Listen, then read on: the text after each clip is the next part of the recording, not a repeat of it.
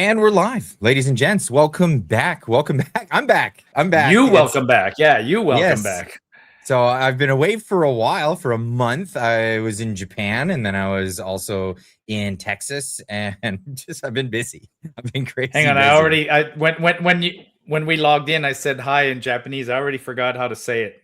You know, Konnichiwa. Konnichiwa. Marty. That's it. That's the one. Konnichiwa. So welcome everybody back to the regular scheduled Marty and Clyde show, Wednesday evening at 6:30 Pacific time right now. If you're watching this live, if you're watching this later, enjoy. We're gonna be around for a little while. So we've been doing this show for 3 years. It's 3 years now, right?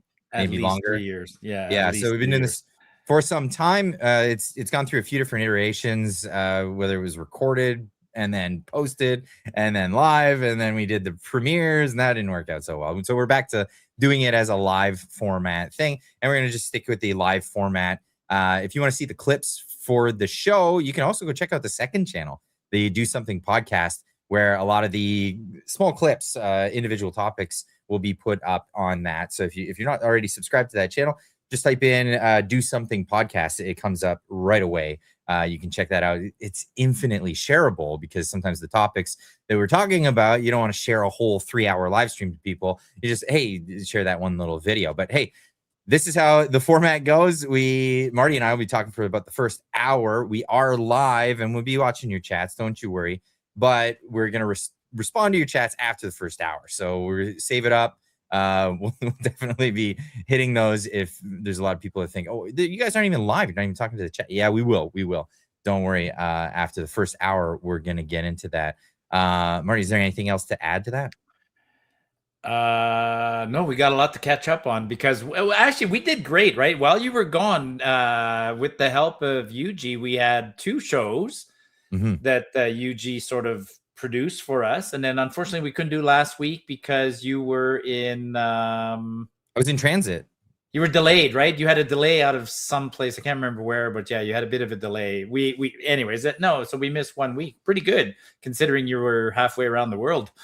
No kidding. Yeah. Way better internet in Japan. Let me tell you, they're technologically advanced over there. They've got their bases covered. So, I mean, why not? Let's just get into it. Marty, this marks the 250-year anniversary of the United States. America's having its birthday, and to commemorate America's birthday, some people wanted to make something special. We always have, we have special coins, we have special things. Governments tend to do this stuff, and there's one proposed that a lot of people are pretty upset about, and that is the idea of having Donald Trump on a $250 bill. I love this one, and this one's really got a lot of people upset. So Scott Bessent, who's Treasury Secretary for Donald Trump, got the brunt of it at a press conference just the other day.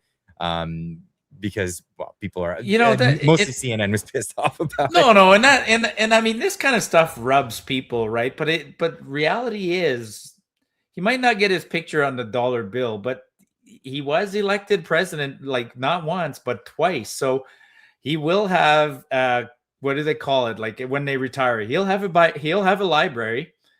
He'll have his picture in the Senate or wherever they put their pictures. He might end up on a few stamps. He might end up on a bill, whatever. I mean, it drives people nuts, but it is what it is, right? I mean, the guy was president for 8 years.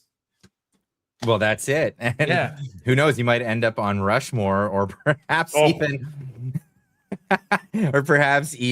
I don't know, somewhere else, like on the new Canadian $51 bill.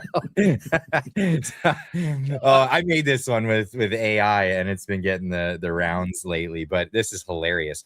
Now, the reason just curiously, because AI is fun to play with. How would you have prompted AI for this? What did you say? Because you got to give it a little bit of sort of idea. What did you say? Just do a 51. So there's somebody else made a $50 bill with Trump on it, and the only prompt I gave was, can you change the 50s to 51s? Okay. So somebody else made that prompt. I'm not sure who. It was circulating around, but I said, yeah, just turn all the 50s to 51s, and that worked out beautifully. So that's great. Now, the reason why this is even in the news again is because Donald Trump he's poking the bear. He's poking the bear. I mean, is it a bear? He's poking the squirrel, or the hamster in the cage, I guess would be the better analogy. But well, the announcement was that Canada is officially in what they call now a technical recession, and that's the real cope there. But nonetheless, Canada's in recession. It's the only country in the G7 that's in a recession. Christ, it's one of the only countries in the world. Like, they're saying we're the only country in the G7 because they love to compare us to the G7. Let's face it, folks. We're one of the only countries in the world right now that's in a recession.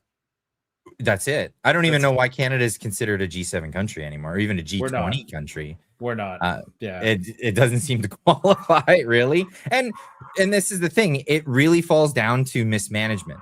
It falls down to a mismanaged country. There's no excuse for it, really. At the end of the day, Canada is rich in resources. Canada is rich in a population that's industrious and hardworking. And there's no other reason why. Like, no other country is in recession right now. There's no pandemic. There's no anything. There's no reason why productivity couldn't be much better, except that it's poorly managed. And Canada, yeah, I mean, it's a liberal government for 10 years. We'll hand you this. And if they can fix the election to keep it liberal, I mean, you just have more of this to look forward to. That's where we're at. Well, actually, we didn't prep for this, but if you go to my timeline when you get and just scroll down on my Twitter feed, I don't know, somewhere in the probably 3-4 tweets down, I posted a video of Carney, because Carney was cornered coming up the stairs in the House of Commons, and he was asked a couple of questions, and he was out of breath. Poor guy. And poor guy. Yeah. Yeah, he made a joke about that, how he should take the elevator. Nothing works in Canada. Nothing works in the Parliament building. I mean, have you been to the Parliament building lately? And did you find the clip? Yeah, that clip. So just before I continue, just play the clip, just the beginning of the clip, like the first 15 seconds. Sure. We have taken back control of immigration. That's meant the population growth has flattened. In fact, it's slowed, or it's been negative for the last 2 quarters. We have reined in government spending. So it had been growing close to 10%. It's growing less than 2% now. So that's okay. So yeah. So it goes back to what you were saying. Like, I posted this video today because and the comment I put up there is like, does nobody actually even hear what politicians are saying anymore? Like, his exact words were, we've taken control of immigration again. That implies that if you've taken control of immigration, that implies that you lost control of immigration, right? Well, who'd you lose it to? Like you guys, like, basically he's admitting that and he's been doing this all week, all month now, is he's reversing policies and admitting all the failures they've done. Like, we retook control of immigration. Well, I think what he's actually getting to is he's saying that they lost control of immigration to populism. And the reason why, and what he means by control of immigration is he wants unfettered immigration. He wants more immigration. In fact, you really reminded me of this. This was a post from Mark Nixon just yesterday. Now, Mark Nixon was congratulating Pierre Poilievre on being great in the question period. But listen to what he says at the beginning here. Questions for the Prime Minister. We don't need more excuses. He's delivered the only recession in the G7. Mexico is not in recession. They are just as integrated with the United States and share a border with that country. So the Prime Minister finally emerged to take media questions on his recession today, and he blamed it on the fact that immigration, he claims, is not high enough, and that per capita GDP is actually not so bad. Only problem is, in the last year, per capita GDP has only grown by 0.2%. Oh, wow. 0.2%. Does he really expect a parade for 0.2%? Yeah, so this is, I mean, this says a lot. He thinks, I guess Mark Carney believes that if they were to get away from this populism that's telling the politicians to slow down on the immigration, that if they were to reclaim immigration and get the numbers back up again, that they'll be able to fix the numbers. This is you and I both agree. You know, you're shaking your head. I understand exactly what you're saying. And no, what it does, that flubs the numbers. We're talking about a central banker who thinks, oh, well, if we just get more people in, the tax revenue goes up, all these other things. Like, doesn't quite understand the Laffer curve, which is textbook, right? The idea of the Laffer curve, like, you raise tax revenue and people leave. This is the big problem Canada's having. The amount of immigrants that are coming, flooding the markets. This is part of the affordability crisis that Canadians are suffering right now. And this economic genius, as all the news outlets want to call him, is completely out to lunch when it comes to basic economics. And in that little video clip, the one that you played the first 15 seconds, you know, he says we've retaken control of immigration. Okay, I'll argue that you lost control. To whom, right? Nobody's held accountable for losing control of immigration. And then the other thing is we're reining in spending, he said. And did you hear the numbers? We're reining in government spending, which was increasing by 10% a year. Like, he literally, like, and we're trying to bring it back down to 2. He won't succeed. I know he won't succeed, but I mean, he's like, that's the numbers he's throwing out. And by the way, I only clipped a little bit of that interview because that interview was so bizarre. He's on the stairs and somebody asked him about the recession, right? Like, we're in a technical recession. And he just did these mental gymnastics all over the place saying, well, it's not our fault. Like, it's, you know, I mean, he's like, I inherited this. It's like, you inherited this. Okay. You know what I wish he had done? I mean, I'd give him credit for inheriting it if he had gotten rid of everybody, right? If you got rid of Miller and Champagne and Anand and all the failed ministers, but he says, I inherited this. Yeah, but you haven't, you inherited it from your predecessor who had it for 10 years in the same party as you, and you did nothing. I would go even further and say, like, we know that he was economic advisor to Justin Trudeau for at least the last 2 years of Justin Trudeau's reign of terror in Canada. But before that, he was the Bank of Canada governor under Stephen Harper. And it was his economic policies of quantitative easing, low interest rates, pumping liquidity into the market, which caused a lot of the disastrous policies that led to this real estate market bubble.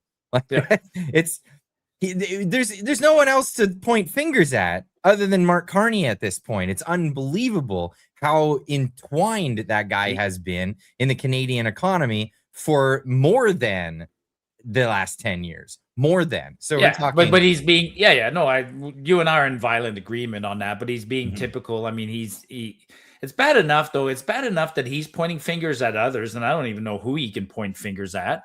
And then the media still goes along with him, right? Like, the media still goes, yeah, it's not Mark Carney's fault. Like, holy smokes, man. Yeah, it was an interesting week, though. You know who did blame Carney, though? You know who did say it was Carney's fault? Stephen Guilbeault. Well, that guy's gone. Well, before we get into Guilbeault, I do want to point out one more thing on this because they're trying to blame Trump, and the media is all trying to blame Trump. Oh, yeah. And Pierre Poilievre did, in a scrum, pointed out perfectly to the media here. This is the clip I'm talking about. Maybe you've seen this, but listen to what he has to say when they try to blame Trump for our economy. Do you think Canadians blame Mark Carney, or do you think they blame Mr. Trump for that recession? You mean the fact that we're the only country in the G7 that's in a recession? Yes. Right. So it seems like Canadians are laying the blame for their economic troubles with Mr. Trump, but you don't agree with that. Well, maybe you are. Maybe you are protecting Mr. Carney from his economic record. But here's the reality: Mr. Trump's policies are affecting all G7 countries, and none of them are in recession. Mexico shares a border with the United States. Bingo. Mexico is not in recession. Only Canada, under Mark Carney's liberal policies, is in a recession. France is not in a recession. UK's not in a Yes, it goes on to list off all Yeah, the yeah. others, and it's like, yeah, no, Canada's the only one that's been so horribly mismanaged that this is an issue. In fact, Canada's shielded the most with the USMCA out of any other country against the tariffs. There's only 15% of goods in Canada that are even affected by tariffs. You just got to go back 3 months, and Carney was bragging of, even though we don't have a deal, we still have the best deal. It's like, yeah, we do have the best deal. By the way, if you break down the economy, I'm still happy to say that here in Alberta, we're kind of sheltered. We're still not, you know, we're sort of ticking along okay, luckily, because we trade with the US and it's working. When you say the rest of Canada, it's really Ontario. Ontario's taking a beating right now, like an absolute freaking beating. Well, that's and no, that's a great answer by Poiliev. I mean, you got to point that out. We're the only one in the G7. By the way, folks, and I think you folks know this, but let's just repeat it, right? The term G7 just came about like it was the group of seven is what it stood for, right? Like way back when, like what was it? Probably 1980 or something like that. Somebody had the idea like the 7 biggest economies. And even at the time, it wasn't the 7 biggest economies. It was just a group of 7 of the bigger economy. I think at the time when they came together, China and Russia were still pretty darn big, but they were excluded. Mm-hmm. If you measure us in terms of size, we're not G7, 8, 9, 10, 11. We're down to 12 or 13 now. And we're going to get passed again soon by there's small countries that are going to pass us. Well, I mean, I think Korea is catching up to us. Like it's incredible how we're falling behind. Catching up? It hasn't passed Canada, South Korea? Not yet. I don't think it has, but it's getting pretty darn close. Like, they're rocking, man. Have you been to South Korea? I mean, it's on my bucket list. I want to go to South Korea. I haven't. I've lived very close to it for a very long time, and no, I've never been once. But I hear it's doing gangbuster. Like they're doing great.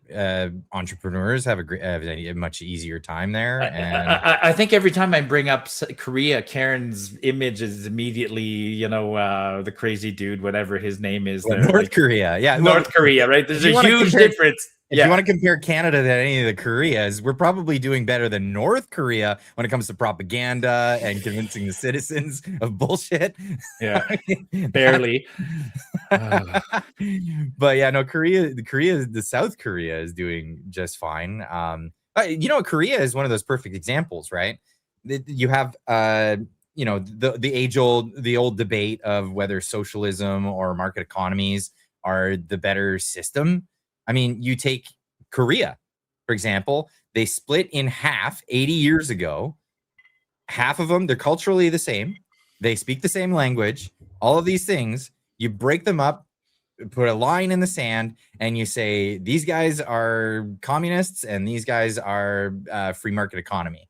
And guess who's doing better after 80 years? Well, we've shown it on this show before. The dramatic difference between the two is the night sky, right? Like those satellite images of the Koreas.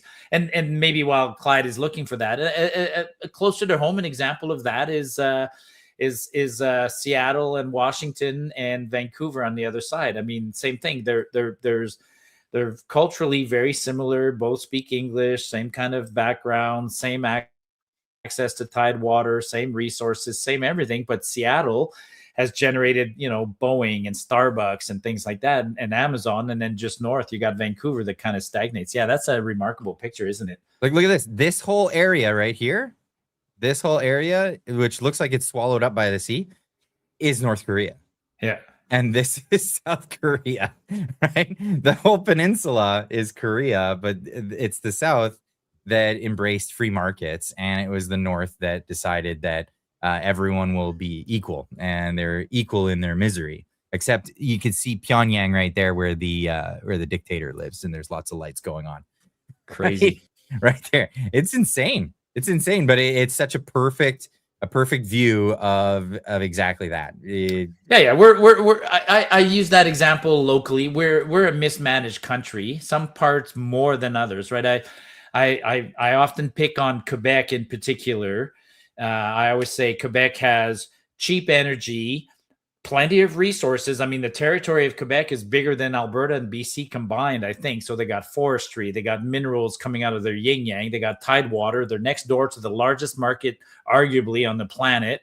They have an educated population. I mean, they have everything going for it.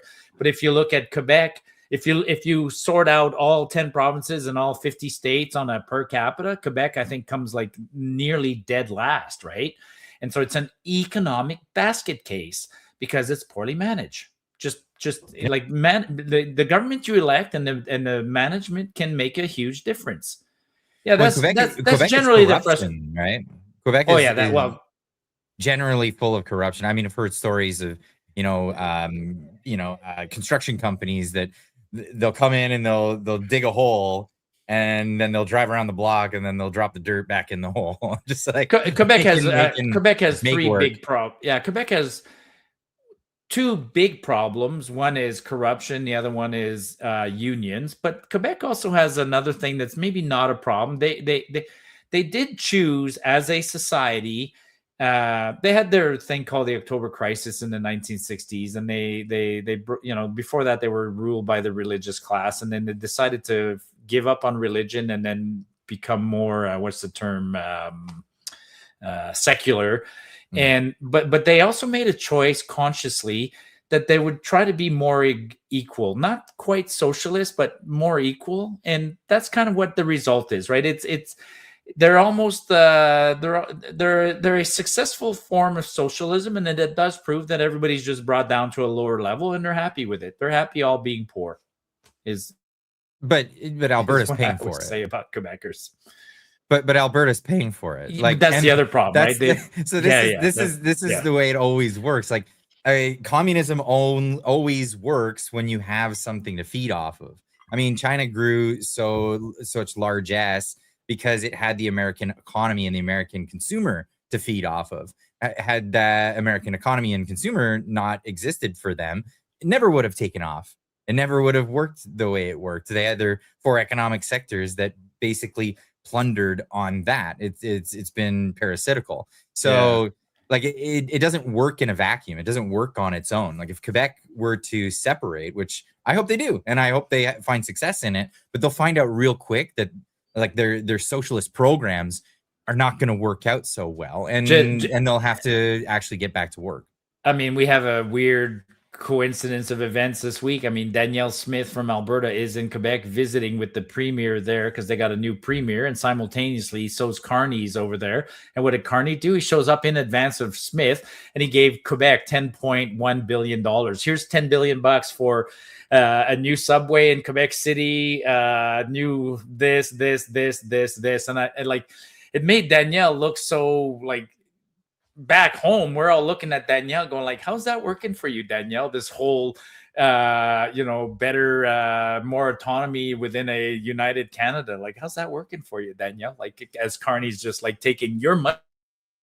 Like, it's almost as if you were there, Danielle, and Carney's like, oh, thank you. And then took the money from her and then gave it directly to the premier while she was there, because that's what he's doing. And I know disgusting. And this is what's brewing all the sentiment. But we might as well get into it, Marty. Where is the Alberta Prosperity Project in your eyes right now? How is this? Because last time we spoke, it seemed like there was a huge hit. Let me unpack that a little bit. So we got it was a kick in the teeth to the injunction was a kick in the teeth, right? So we can't count the votes and we can't have a referendum based on the citizens' initiative. So Danielle's giving us a consolation prize, and she gave us a referendum regardless. The official question was announced last week, I think on Thursday. Like Parliament stopped, our legislature recessed on last week, so it's in recess right now. But so through an order in council, Smith gave us an official referendum in October. I don't know if you can find it, but it's a 2-part question, right? Is instead of a yes or no, the question has 2 parts, and you can choose A or B. A is do you want Alberta to become independent? And if you say no, then that's it. And then part B is if yes, do you want to start the process of preparing for another referendum, basically. So bit of a kick in the teeth, but we were running out of time. So I guess we'll have to take that referendum question, which is on October 19th. As to the Alberta Prosperity Projects and others now, they're all reappearing now. There's an overabundance of groups that are promoting and getting organized. And so here's the question: should Alberta remain a province of Canada, or should the government of Alberta commence the legal process required under the Canadian Constitution to hold a binding provincial referendum on whether or not Alberta should separate from Canada? Those are two conflicting questions. Well, you can choose A or B, but it's reworded ever so slightly different than that in the order in council, but it's an A or B question. Right. So what's A and what's B? Yeah, exactly. Confusing. I mean, I'm beating around the bush. I'm not happy about it. Okay. I'm not happy about it because it's a referendum. Like, we need to win twice now. So we need to win this question to have a referendum. So we need to win this referendum to have a referendum on independence. But then a referendum can't happen within 365 days of this question. You have to wait another 2 years or so, which is ugly. It's ugly. It's ugly. And then if this doesn't go our way and it's a no, then we could be dead in the water. That said, there's so many other things going on right now. I mean, there's a big effort to try and take over, to force a special general meeting, because the Conservative Party meets in November after the referendum has their annual general report. And there's a group now trying to force a special general meeting to discuss this. So we'll see how it goes. I mean, at the end of the day, we got the wind knocked out of us in the last couple of weeks. Like, it's all we can do right now is promote and try and get people to come and vote for a referendum. Right. But like, we're looking at what, at least 2 years out before there could be a referendum in Alberta. Yes. Which is, I'm just going to put it bluntly. I get messages all the time from people saying, and they've been saying this for months and months and months. Clyde, I want to move to the States like you're doing, but I'm waiting to see what's happening with Alberta. And because, we're talking about people from all over Canada want to move to Alberta if Alberta is able to separate. But if they don't, if Alberta can't, then they want to move to the States. I think, and there's a lot of people in Alberta that are looking to leave if it's not happening, right? We all are. It's like we're in a technical recession. Our dollar ain't worth shit. The government's not changing anything. Like blah blah blah, right? I mean, for us, this was a for a lot of separatists, this was a consolation prize. I mean, we when Carney beat out Poilievre, we all said it. All that did was accelerate people's what's the word? Disgruntledness with the country. Like, it just proved that the country was broken. And then we gave ourselves a little bit of hope with this referendum. And then this referendum, for me, my term is always the same term. I'm trying not to be black-pilled, right? Like, I'm preparing myself for all the obstacles along the way. But then you start to realize, man, the obstacles, like, I mean, Smith's not working with us right now. She's just not. I mean, she's she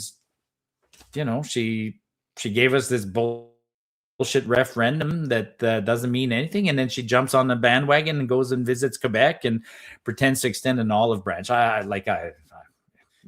I'm saying though is that all this stalling is actually thwarting the ability of it to even occur. So like, totally. The average person has maybe 80 trips around the sun, 40 of which are your good working years, and a lot of people are like, 2 years is too long to wait. I don't have 2 years to stick around so that we can make things and then start from zero. Like, I'm happy to start from zero today, but I'm not happy to start from zero after 2 years and whatever process it takes afterwards. People are getting out.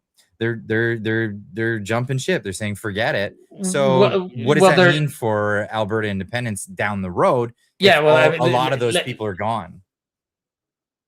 Yeah, it's bad news. It's the brain drain, right? The people that are leaving are going to be your best and brightest. The people who are willing to take a chance. The people who are see a better opportunity somewhere else. I mean, it's your risk takers are leaving, and your risk takers are your better citizens generally. So that's what's happening. And just one more quick little point. It was supposed to happen today. I don't think it happened today. I missed it if it did. But the Bloc Québécois is proposing, weirdly, to reverse the Clarity Act. They like, I'm like, what the fuck? Sorry, but Alberta has one chance at this, and then they're going to change the laws. They're going to change the laws, and that's why the Bloc Québécois wants this Clarity Act removed, because the Clarity Act is a law that interprets what happened in the Quebec referendum, and so and laws are easy to change, right? You can change a law, and you can make like the Clarity Act right now doesn't say what majority is needed in a referendum. And the Bloc Québécois wants to keep every opportunity open for a potential referendum in Quebec, and they'd rather have that law gone and let the courts interpret the previous referendum instead of interpreting the law. And so that's the problem we have in Alberta. We got screwed by the Clarity Act. We thought the Clarity Act's a piece of legislature, and it's worse than just letting the judges rule on what happened in the past. I don't know if I'm explaining it well, but the Bloc wants the Clarity Act gone. Because with the Clarity Act gone, it's easier for them to separate, or are they? Yeah, it's easier to separate because they go back to because there's no law. It goes back to the precedents. They can just say, well, we tried to separate. Remember, so that's what happened, right? So there's 2 referendums in Quebec. And the referendums were close, and the government got a little bit worried, and the government thought, well, we'll put some laws around how you separate. And the Bloc is like, no, we don't need laws. We've already done it twice, and we'll do it a third time. The law can actually interfere with the process. And it did in our case, because the law says, anyways, it's getting complicated, but well, yeah, let's just say that laws are written exactly the opposite of what they're called, right? So if it's the Clarity Act, it's to complicate things. Exactly. It well said. And so the people now are realizing we're better off with no Clarity Act. Screw the Clarity Act. Just like we got screwed in Alberta with the Citizens Initiative. We all thought, don't you need an act of parliament to repeal the Clarity Act? And I don't think there's any political will to do that. There isn't. That, of course there won't be, because they're realizing now. Carney this week said, somebody asked him because somebody asked him a question about the Alberta referendum. What is a majority? And Carney said, I don't accept 50+1. So now he can go and change but he can go change the Clarity Act and put 60% in the Clarity Act, or 65%. Right now, without the act and without anything else, we don't know what a majority is. That would have to be interpreted by the courts. So now by having a law, so nasty. Yeah, exactly. That's how they're using laws against us now.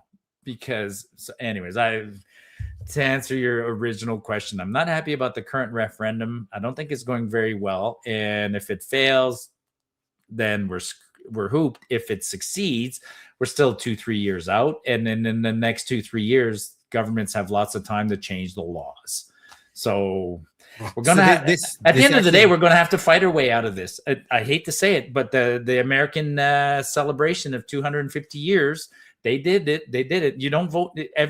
I guess I'm going to admit that people were right. You can't vote your way out of this. You have to use the Stars and Stripes. The Stars and Stripes have certain meanings to them, and in the anthem, the bombs bursting in air and the rockets red flag. Yeah, I mean, it's the reason why. Yeah, it's the reason why America gained its independence and became such an economic force in the world. It's unbelievable, the story of America. Very proud of it, very excited because I'll be there for the 250th birthday. But the other part of it is the protections under the law. The Constitution, probably one of the greatest legal documents ever written, and Canada doesn't have these kinds of protections. The First Amendment comes to mind immediately when I think of what Parliament just tried to do after we were all worried about Bill C-9. we were worried about it. And guess what? They tried to make it worse. They passed it in Parliament. It goes to the Senate. And what do? They tried to add amendments to it. One of the amendments was if you say anything that could be foreseen as denialism of residential schools. I mean, this is so vague. And of course, it could be interpreted however anybody wants it to be. They could throw you in jail for this. Now, they weren't successful, because there was a vote recently, just today.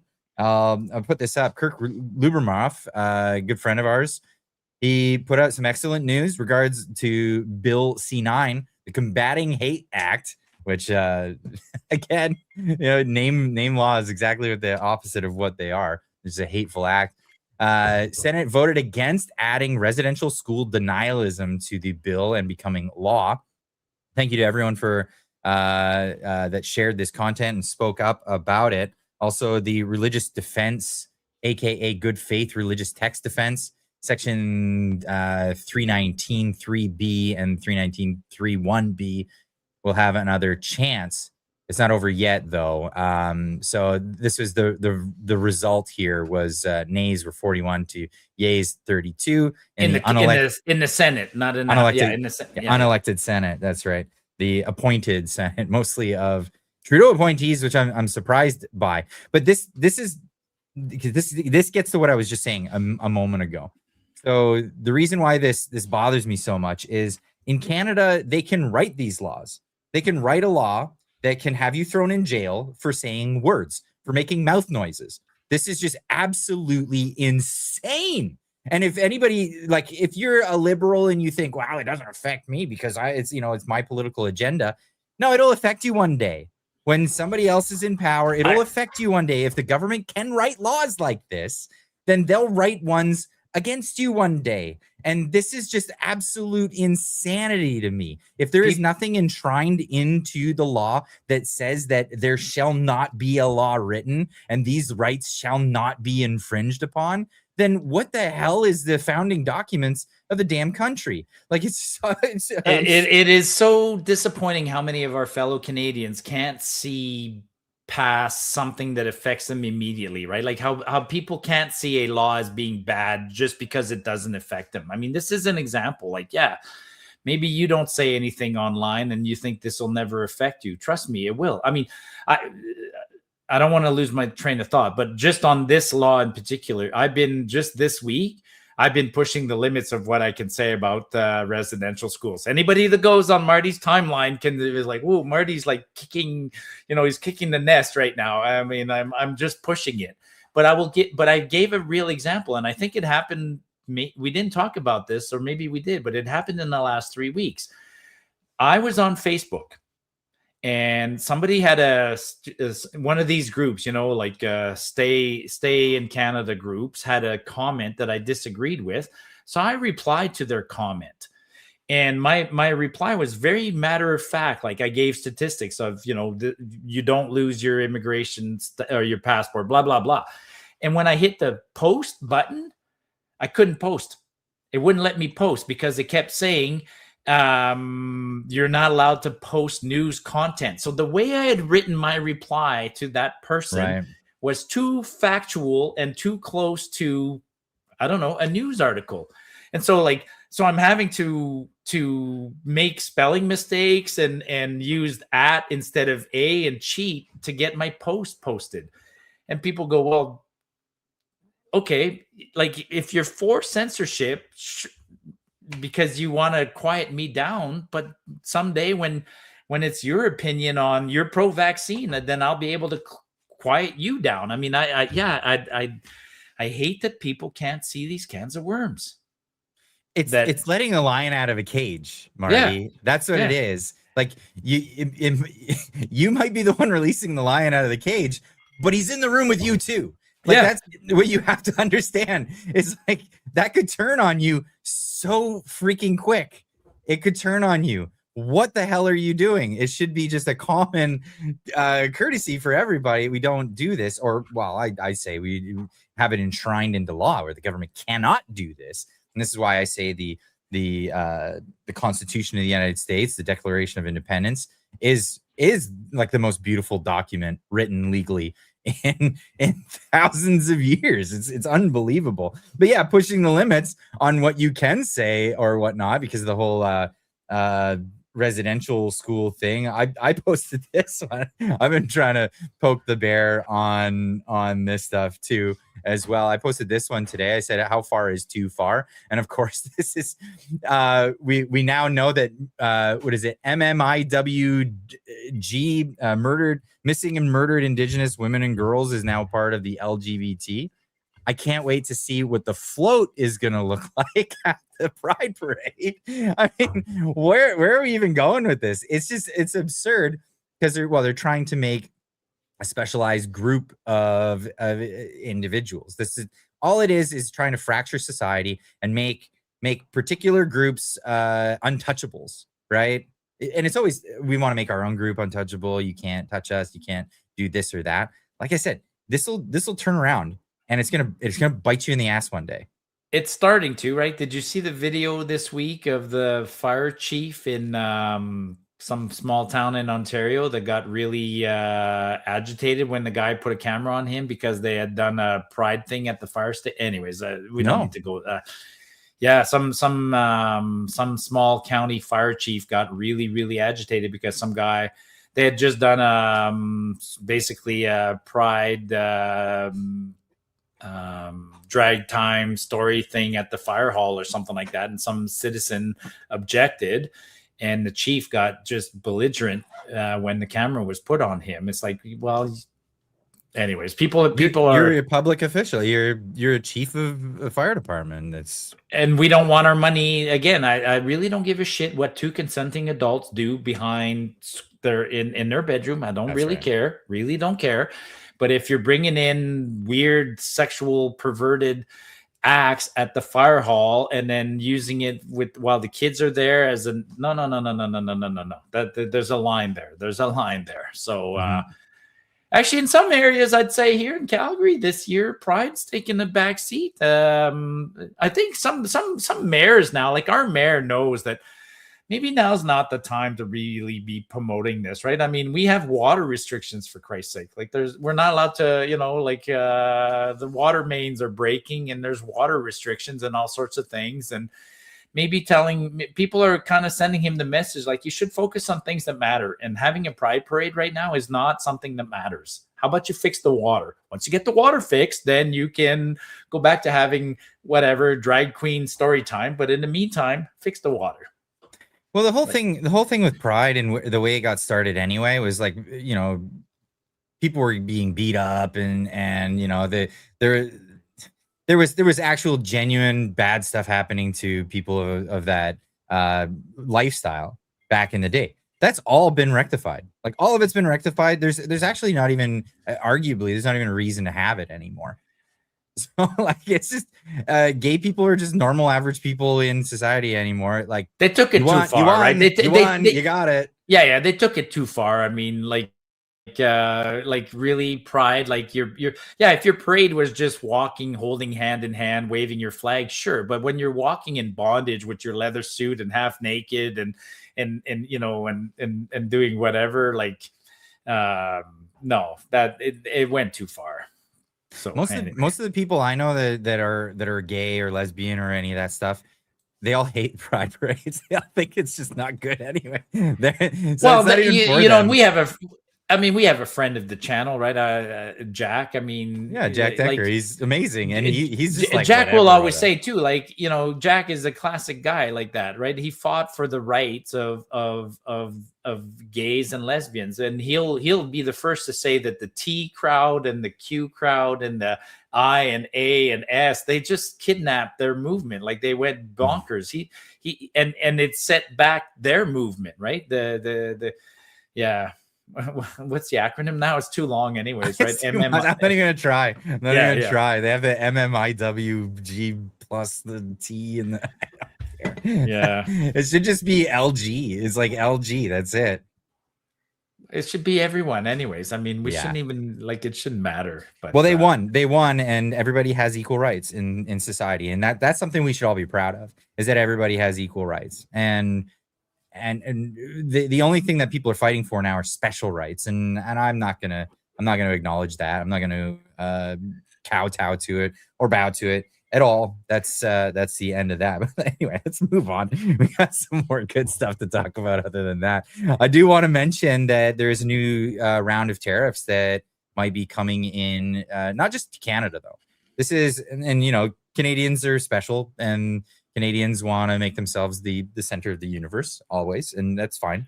I get it. Tiny population, slim, hugging the U.S. border. They do that thing, but they're the ones making the most noise about it. But this is actually a concern, and I think the U.S. is pushing themselves as, I wouldn't say the policemen in the world, but they have standards, and they want to project those standards. Now, this was from this morning. Western Standard says just in, the American Trade Representative has proposed a new 10% tariff on Canadian goods. This is not just Canadian goods. This is a bunch of other countries. Here are the Ambassador Greer's words. The failure of most important trading partners to address the importation of goods made with forced labor is unacceptable. Now, BBC put out an article here because the British would actually fall under this one as well. U.S. announces new tariffs over forced labor concerns. Tracking down here, this is 60 trading partners that are listed in this initiative, including the UK, the European Union, Canada, India, and Japan account for almost all of the goods sold in the U.S. The U.S. government stance is with trading. That trading with countries which buy things made with forced labor is unfair to the U.S. U.S. Trade Representative Jameson Greer said it creates a dynamic where American workers are forced to compete globally on an unlevel playing field. Basically, American workers have to compete with slaves. Let's be honest. And here's the deal. They're really focusing a lot on what's happening in China. So, for example, there's the Uyghur population that we all know of in China, forced labor camps, all of this stuff. Up until recently, some even Canadian politicians denied the existence of any of this stuff. But it's well known, it's documented. And if those goods end up in Canada and then get repackaged and resold to the United States they want to know this, and they want to say, you know what, we're going to put a penalty on you guys for doing this until you stop doing it. They've had that for a long time, though, the Americans, something similar to that, right? I think. I believe so, but this was something that all countries kind of had like a unilateral, handshake agreement sort of thing, kind of like the Paris Accords. It's not binding or anything, but they all say that they're going to abide by this.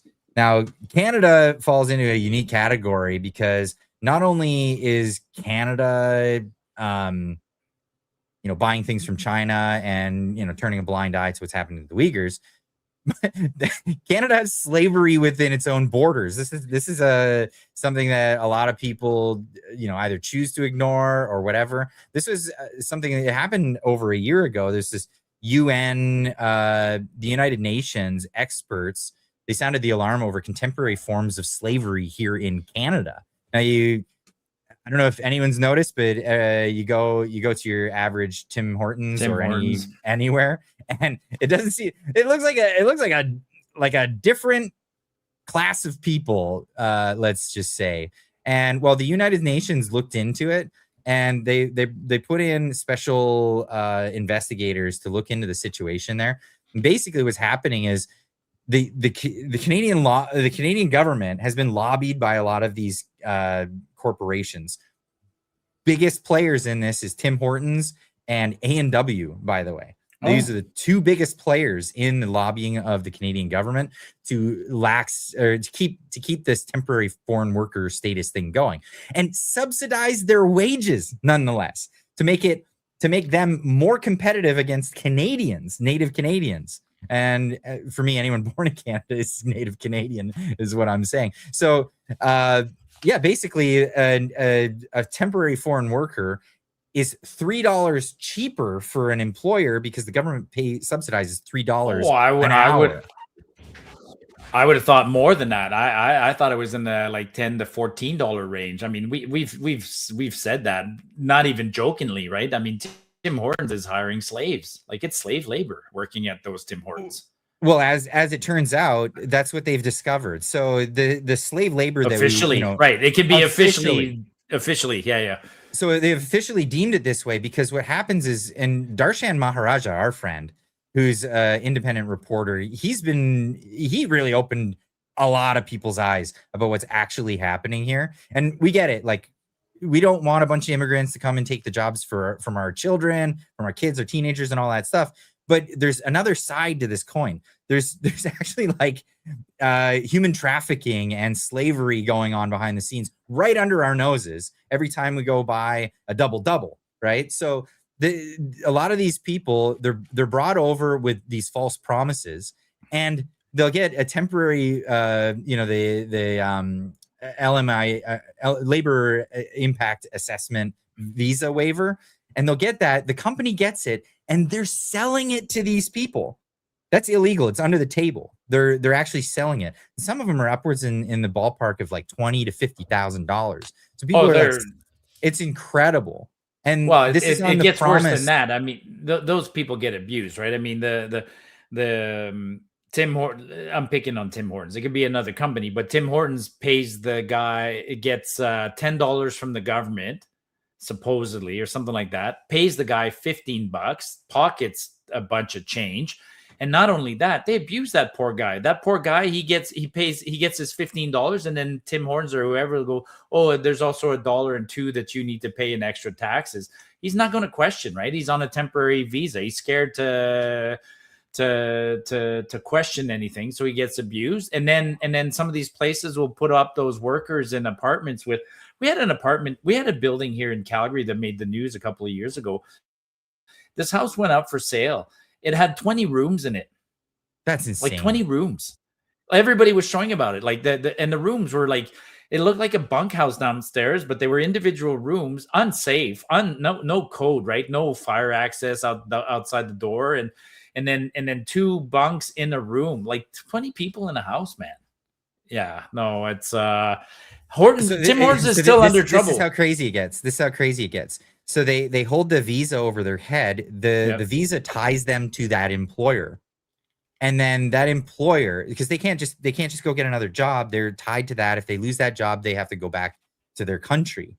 So then they get put on this scheme to pay back the loan that they took to get the illegally sold visa to them in the first place. This is how disgusting it is. It's indentured servitude, which falls under the category of slavery.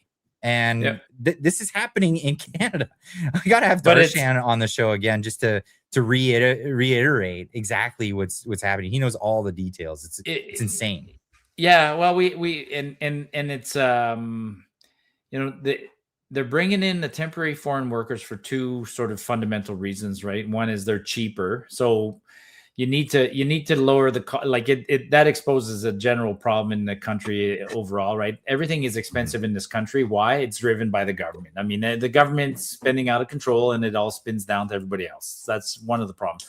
But the other problem is because everything's expensive, we're also not reproducing, and our population is going down. Carney said it, right? Like, as soon as we close the border,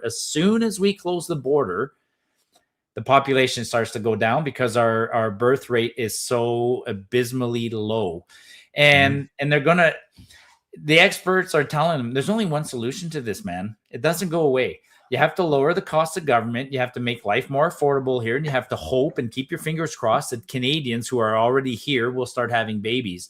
If you don't do that, then it doesn't matter. Then you can't solve the problem. All you can do then is keep bringing in foreigners. And if you just keep bringing in foreigners to try and make them pay taxes and solve your problems, that's not gonna. It's a vicious circle. So I think the government has experimented. They tried this whole out of control immigration, this whole let in 1 million people a year. That didn't work. Now they got to reverse it, and hopefully they'll realize we got to bring costs under control in this country, man.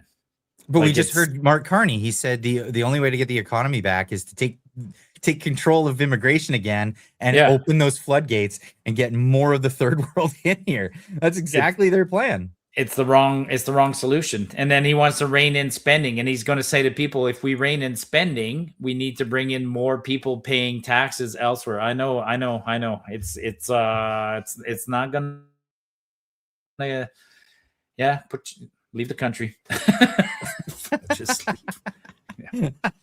So this gets us to the next part where like the relations with the United States. So Canada, this whole thing, the tariffs, these new round of tariffs. Well, these could come in effect and go in with the old round of tariffs that might actually hit a majority of Canadians because, well, right now we're protected under what's known in Canada as CUSMA, or in the United States known as the USMCA. I think it's called TMEC in Mexico. They all have their own name for it, but it's the United States, Canada, Mexico trade agreement. This came in, it replaced NAFTA, which was worse for the Americans. It was far worse for the Americans. NAFTA was beneficial for Canada and for Mexico, not really great for America. This USMCA came in under Trump, and it was better. It was better than NAFTA, but still not great. And now it looks like Canada over the past year has made zero effort to try to keep this relationship going. They've put every effort into ruining the relationship with the United States. Whether it's Doug Ford putting out an ad trying to twist the words of a former president, Ronald Reagan, to try to say that he was against tariffs when he was actually for tariffs for the purpose of influencing. Mark Carney putting a statue of General Brock on his desk every time he speaks. Yeah. Oh, you know what's funny? I got myself a little statue for my desk. I got this one. This is an F-35 to remind me of how Canada can't even shoot down freaking balloons out of their airspace without America. And there you go. That's my little remember me keepsake.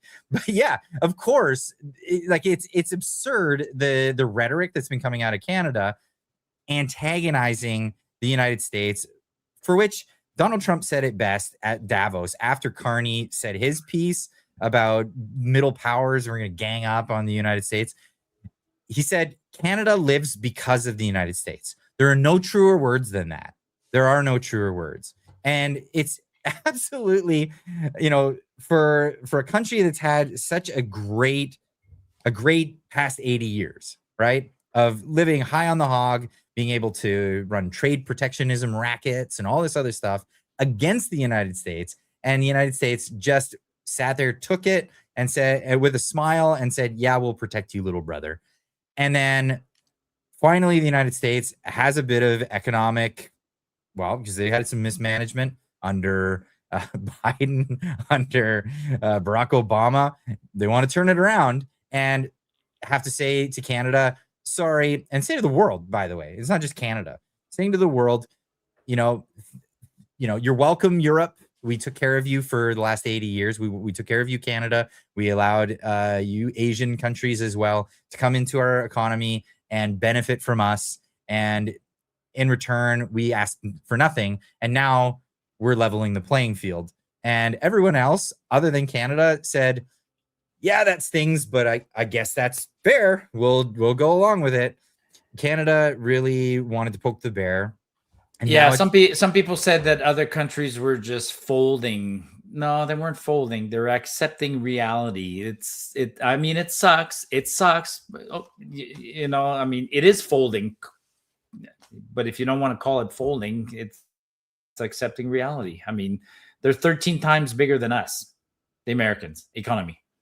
But this is the thing. It's not they didn't go after other countries. What they said was, listen, you had free reign for a very long time, and now there's an entry fee.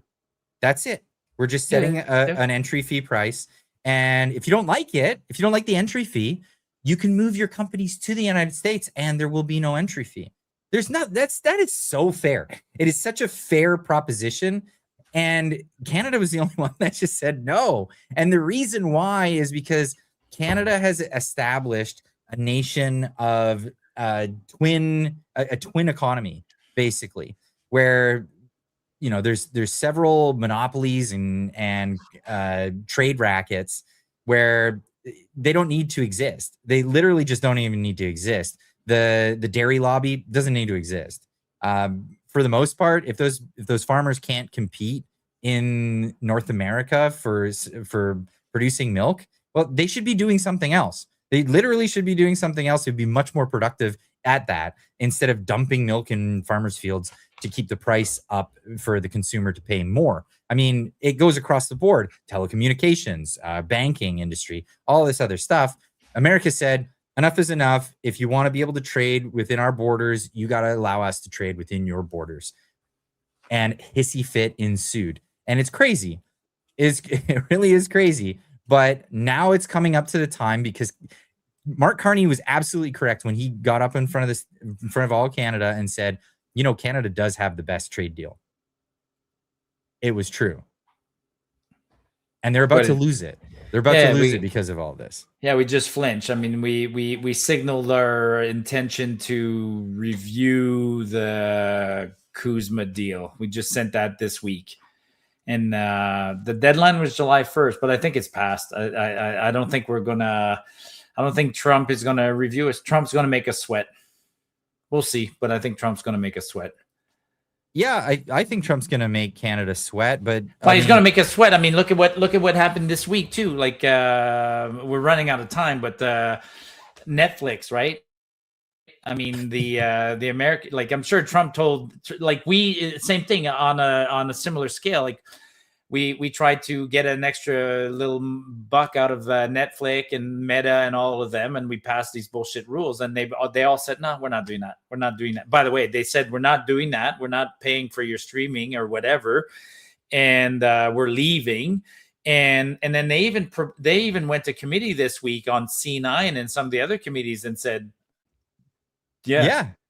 Do you hear how bad the deal was for Netflix? Get this. Totally. So the Canadian government went to Netflix and they said, you're going to produce 15% of your revenue, not 15% of your profits. 15% of your revenue is going to go towards making Canadian content. And Canadian content, by the way, is not just me and because like me, I'm Canadian. I'm in Canada. You're Canadian. You're in Canada. But you're not considered Canadian content. Why? Because the government hasn't given you the seal of approval. How do you get the seal of approval? Well, it's called favoritism. It's called nepotism. It's the way Canada works, right? So you get that, and then you get your things funded, right? Now, Canada said, Netflix, you're going to pay 15% of revenue to make Canadian content. Guess what? Then, once they've paid for that Canadian content to be produced, they're not allowed to own it. Well, yeah, they have to hand over the ownership of that to whatever Canadian. It doesn't matter. It was such a bad deal. The deal didn't go through, and now we're actually on the hook. So it was so bad. We went from trying to get money out of Netflix and others to now we're paying them. So today, literally today, June 3rd, the government announced this program here, what's it called? Immediate Government of Canada announces support to strengthen Canadian culture and ensure Canadian content remains affordable. They're gonna put $600 million of your money, you're having a hard time maybe putting food on the table, keeping a roof over your head, but Canada's gonna take your money that you pay taxes to them for, and they're gonna give that to some of their crony buddies to make stupid shows that nobody wants to watch. It's so insane. Exactly. I mean, like, watch what you want on Netflix, but nope, you're gonna have to.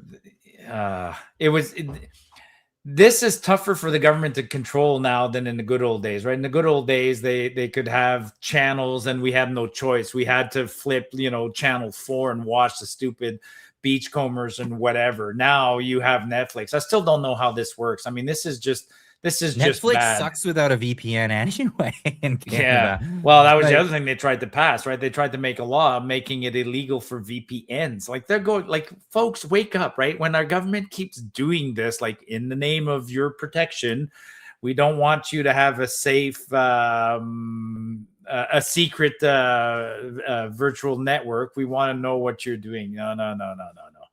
Yeah, whatever. Well, like, what's the list? I have of something countries written that on my outlaw piece of paper, and VPNs? yeah, I have other things written on my piece of paper, and I can't even read my own writing today.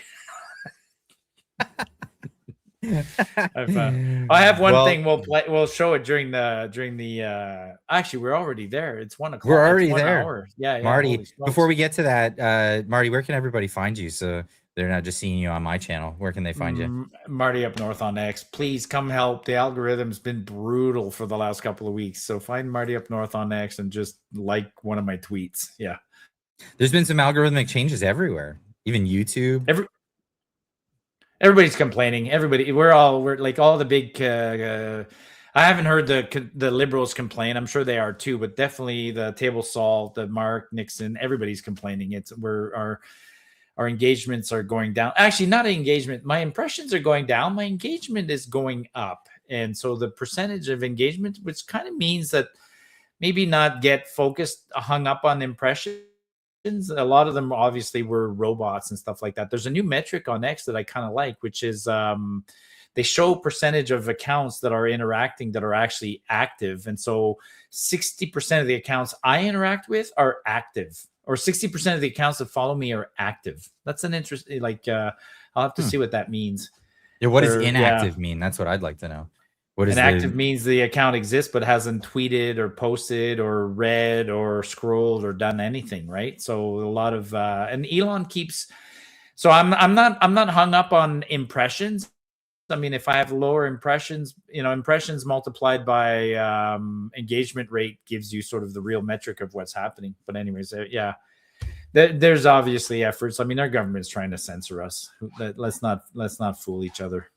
No, yeah. No, they are. No. They are. And they can, under Bill C-11, they can mess with algorithms. This was the recent bill. I'm losing track of what the numbers are. I think was it 22, where they wanted to be able to get a back door into all these companies. And Apple came out as one of the saviors of this, because Apple, it doesn't it always seems like a big, crazy corporate company, whatever, but they have a vested interest in making sure you have cybersecurity. And the reason why is because they have big accounts, right? They have big accounts, they have big businesses that use their phones and use their devices, and they want to make sure that those things are secure, because if there's ever an inclining that they're not secure devices, those companies, they tell their employees to destroy those phones, get rid of them. We've got a new batch of phones coming for you today. Well, it was going beyond that, right? Like this week at committee, or last week at committee, some of the government's asking the companies to hold like metadata for a long time. Like, let's say I send you an email and then I delete my email. They're telling the companies, no, even if Marty deletes his email, you need to keep a record of the email that he sent. It'd be like trying to keep it was going beyond. And then I think it was Signal that said bullshit. Like I'm on Signal. Are you on Signal? I'm on Signal, right? And on Signal, I got I have auto delete. Like I delete my text on Signal. It forces rather than remember. Signal for me basically is a phone conversation, a good old fashioned phone conversation, expecting nobody to record you, right? You send something and then 30 seconds later it's deleted. It doesn't matter. I have no record. And the bill was trying to call for Signal and other companies to keep a record. It's like, no, fuck, man. If I delete it, then you don't keep it. But I know now they keep it, right? I mean, we saw it during we see it during trials, like Tamara Lich's trial. Like the prosecutor were bringing like screenshots of her phones, and she's like, "Where the hell did you get this?" Right? Well, it like they're what do they call it? Like they're scrubbing, or they're not scrubbing. There's a term when they fly the drones overhead and they basically take screenshots of everything that's on our phones. They're lifting our data. They're taking anyways. So wow, I didn't know that was even possible. Well, I told you about the event that I remember last April 29th, when I was at the event where the cops showed up. I mean, I should have. Now I know what to look for. But when the cops showed up to serve Peter said papers, scraping. It's called scraping, yeah. When the cops showed up, and all of a sudden, like right in the process, I'm trying to share something with someone, and I'm like, "What the hell's going on?" Right? I had no signal anymore, zero signal. Like I'm like, wait, and I looked up. I'm like, am I in a concrete building? And I was basically in a wooden Quonset. And then somebody else said, and then 2 minutes later, the cops showed up, and that's what somebody says. Like, as soon as the cops are hitting an area like that, they jam all the signals and do everything. And while they're jamming, they're collecting information, they're doing everything else. Like, the technology being used against citizens is scary, very scary. Yeah, that's not right. Actually, we can talk freely about anything. When I was on the side of the road, remember when I was canvassing and I had a couple of incidents? I had a guy show up one day, a friendly guy just out of blue, and he came up and he's like, "Hey Marty, can I show you a couple of things?" I'm like, "Absolutely." And this guy like literally was like the ultimate super geek, like had toys coming out of his yin yang, and he's like, "Check this out." And he showed me he had a jammer, he had a scrambler, he had a scanner, he had everything. This guy was like what do you call it? A hacker? A hacker investigator. He was a professional, okay. hacker, professional investigator. And he just came over as a friendly thing one day because he'd seen all the headaches I'd had on the side of the road. And he's like, "You need some of these toys." And I was just sitting there going like, wow. And I thought these things are millions, or not millions, but very expensive. They're not. You can get your own personal little bubble, right? You can get your own little device that that'll protect you and put you in a bubble when you want to. I saw a video. It was funny. It was someone showing how to make a Wi-Fi jammer, or it was a Bluetooth jammer, and it was because their neighbor was playing like constantly like Caravana beats on the other side of the fence. So they're like, "You want to learn how to get rid of this? Here's how you do it." And they had this little dongle. They just made this little dongle real quick, and then just plugged it in. And what it did was it would flood the airwaves with all of these requests, basically, and just make it impossible for the Bluetooth signal from your device to get to the device that you're trying to broadcast. That makes sense. Yeah. So yeah, it's possible. You can make these things for fairly cheap. even like you just take your phone and you turn on whatever Wi-Fi and then walk around the neighborhood and see how many unprotected Wi-Fis are around your neighborhood. Like, with no password and stuff. No passwords. Like, people delete the passwords because they find them annoying or turn it off. Or when you're in a stadium, when you're at the airport and you're looking for Wi-Fi and your list is like 43 long because you're seeing the 3 Wi-Fi systems at the airport and the hotspots for the 17 passengers around you. I mean, their mobile hotspot or whatever. Yeah. You put password protect your stuff, folks. What are you doing? It's a way to get into your device and people could rob you. Like, it's really not good. Password protect your stuff, and not simple ones, not 1 2 3 4. Stop doing that. Don't do that, folks. It's not helpful. We don't have a lot of chats right now. Did people think we were done for the summer or something? There's no. I don't know. Maybe because we missed a couple of days. I wanted to mention Clinton Jaws was in the chat. I don't know if you heard the story about Clinton Jaws. No. So he's a fellow YouTuber, friend of mine, great guy. He's also a former RCMP, and he was brought in. He was brought in by the CBC to do like a show where they entrapped him. They entrapped him. Oh yeah. Under the premise that he was going to do a show about something else. I can't remember what it was exactly. And then it turned out they were trying to do a hit piece and trying to make former RCMP agents like look like they were big racists against Native people, which and he's like, from his perspective, like he was just like, "No, I don't know why you're asking me these questions. I didn't witness any of this bad stuff that you're talking about." And they just tried to make him look really bad. Anyway, he was in the chat earlier and he was like, Clyde, I want to get on your live show. Because before I left, I was like, I was like, yeah, dude. Or while I was on vacation, the story broke, and I'm like, hey, Clinton, I got to have you on the show. We'll talk about all of this stuff. Well, he's gonna come in on Friday because I just said in the chat, I was like, hey, how about Friday? And I'll be live. Let's talk about that and get to the bottom of that. I want to hear the whole story because I haven't heard all the details about it. But yeah. Yeah, he was doing interviews and they were basically giving him scripts of what they wanted him to talk about. And yeah, it was kind was of under some false pretenses. It was supposed to be about something else. And they really wanted him to wear his uniform, which he found really strange, and he didn't wear it. Right. And he's like, he was like, I'm really glad I didn't. Jesus. Yeah, people saying in the chat, Clinton Jaws. Yeah, absolutely. Clinton Jaws. If you guys don't know him, he's got 2 YouTube channels. One talks US politics, and then the other one's his Canadian channel. And he's been talking about this on his Canadian channel. It's pretty insane. He's not the only one that they did this to. They tried to do it to Lindsay Shepherd, who formerly worked for the Conservative Party. And they tried to do this hit piece on her. Tried to do a hit piece on Francis Widdowson as well. And these are all separate things.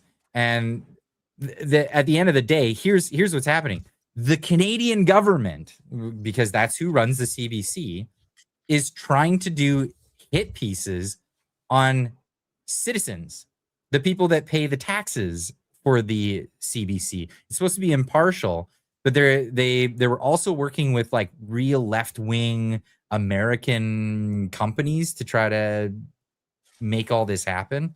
Anyway, we'll get some more of the details. It's disgusting. It's disgusting what our government's doing. Hey, I was in a Turning Point USA documentary. What? Yeah, that's pretty cool.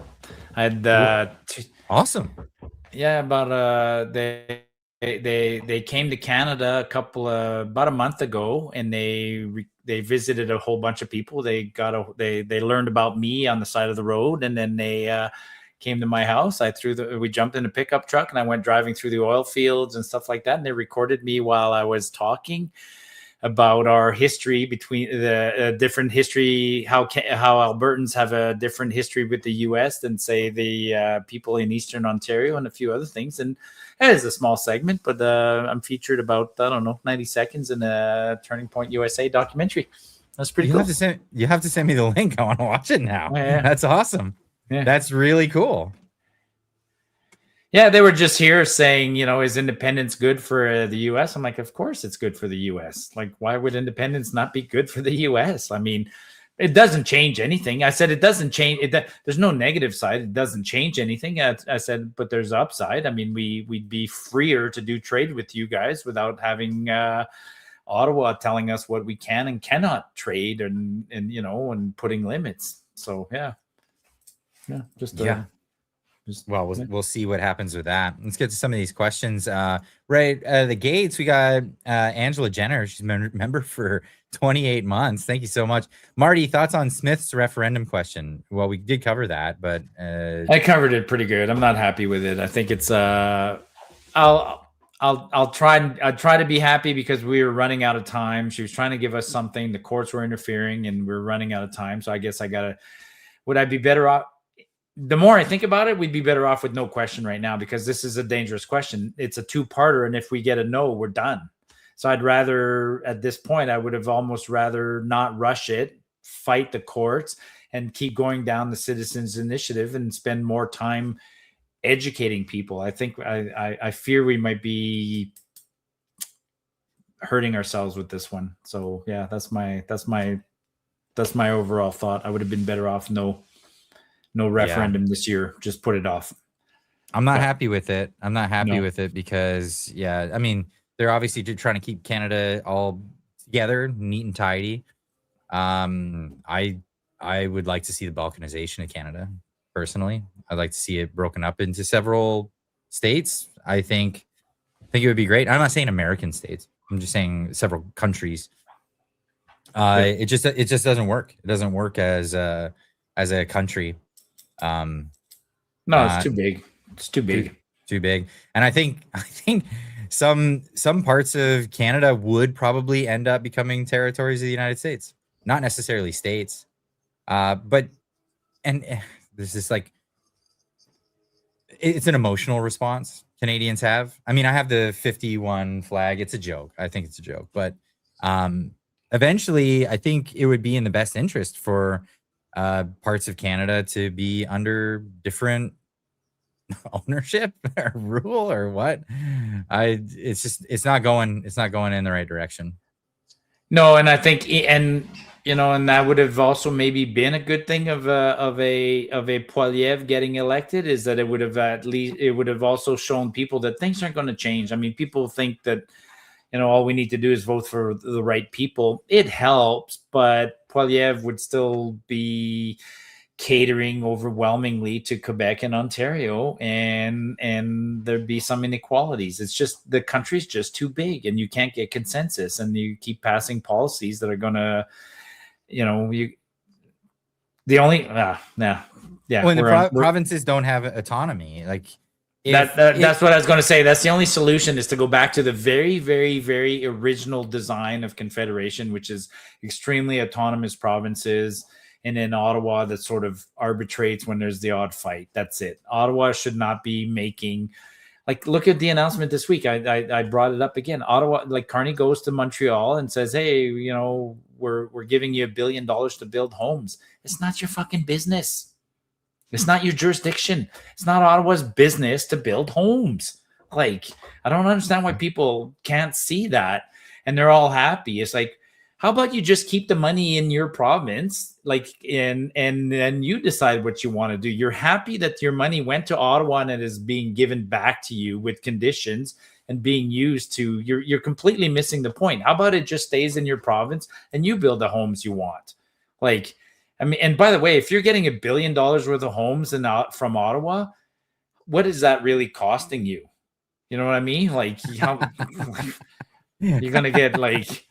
You're going to get what, 12,000 homes. That's inefficient. And people can't see that. Like, that's human nature. I could tell all sorts of stories about that. It's, well, let me tell you one quick story about this. Okay. Right. I helped start up a company, and I worked for a young company. And in the beginning, we had no benefits. We gave no benefits to our employees. We're a brand new company. We're a small company. And I would just say, Clyde, here's $25 an hour. But I don't have benefits, so I'll give you an extra $5 an hour. So here's $30 an hour. Everybody else pays 25 plus benefits. I'm giving you 30. And in the beginning, I had no problem attracting all sorts of guys, and I understood that. But before long, and everybody's like whining, well, we don't have benefits, we don't have this. I'm like, I gave you even an extra $5, man. Go buy yourself some Blue Cross healthcare, blah, blah, blah, right? Mm-hmm. And then I realized, no, people are just lazy and procrastinating. So I told Glenn, the other founder, is like, okay, how about we give everybody $27 an hour and benefits? It'll be cheaper than giving everybody $30. We did it. I cut everybody's salary back. I started paying them $25 plus $2 worth of benefits. I gave them 27 instead of 30, and everybody was happy. Why? Because I did the work for them. And then I was, and that's the way a lot of people have become. They're just dependent on somebody else to do stuff for them. Like, yeah, if I imagine, like, it'd be like saying, I'll let you save $1,000, but instead of but if you save $1,000, you have no Canada pension plan. How many people would take that deal? I would take that deal in a heartbeat, right? Like, let me keep my money, and then opt out of the Canada pension plan. I guarantee you, most people wouldn't. They wouldn't opt out. Or they would opt out because in the short term, they get an extra $1,000 in their pocket. But then a year later, they'd be like, yeah, but they'd be whining.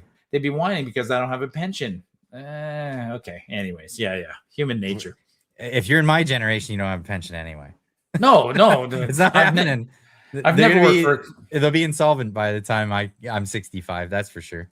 Yeah. I hate to think of how much money I'd have if I had been able to keep all the Canada pension payments I made. And I know myself, I wouldn't have wasted them. If every year I got to keep the $1,500 or whatever the hell it is, I would have been disciplined and I would have put it aside. But well, this is the whole concept. I'm so disconnected, by the way. I think what's the minimum Canada pension plan? I bet you people are paying $3,000 in CPP these days. Like CPP is 6% of a salary. Yeah, I bet you it goes all the way up to $3,000. $3,000 off your paycheck goes to CPP in a given year. Sure of it. Yeah, but people don't pay attention to that, and this is why I'm a strong advocate for making laws saying that no third parties can pay your taxes for you. Like you'd have to pay your own taxes. Don't get me started on that. I mean, how people have no idea what they're paying, have no idea, right? Remember, even the government was frustrated. Remember how many times the government used to say, like, the carbon tax in the beginning was a credit, wasn't a paycheck, it was a credit. So back in 2020, when you did your taxes at the end of the year, if you owed $5,000, but you were owed a carbon tax refund, like of say $900, then it would be offset. It was all balanced, and people didn't see their carbon tax rebate that way because it was part of a credit offsetting their taxes.